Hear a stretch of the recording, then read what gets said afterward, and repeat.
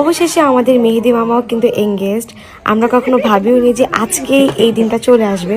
আর মেহেদি মামার সাথে যেহেতু সামনে আমাদের ট্যুর আছে, মেহেদি মামার জন্য একটু খারাপ লাগতেছে। বলছি সবাই মিলে মেহেদি মামার জন্য মেয়ে দেখতে গেলাম। আর বন্ধুরা, এবার ঋতু হোসেনকে কাঁদিয়ে বিয়ের পিড়িতে বসতে যাচ্ছে মেহেদি হাসান।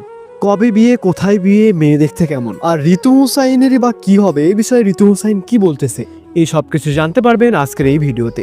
সুতরাং আজকের ভিডিওটি অনেক বেশি ইন্টারেস্টিং, ভিডিওটি না টেনে শেষ পর্যন্ত দেখুন।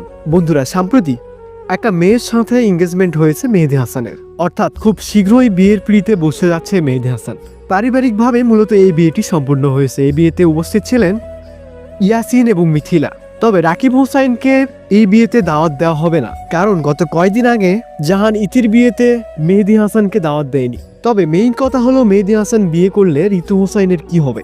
ঋতু হোসাইনের সাথে তাহলে কি মেহেদি হাসানের সম্পর্ক ছিল না? এ বিষয়ে ঋতু হোসাইন বলেন, মেহেদি বিয়ে করতেছে, এটা খুব ভালো খবর। আমার বিয়েরও ব্লগ খুব দ্রুত আসবে। বন্ধুরা, তাহলে এটাই প্রমাণ হলো মেহেদির বিয়েতে ঋতু হোসাইন একটু মন খারাপ করেনি।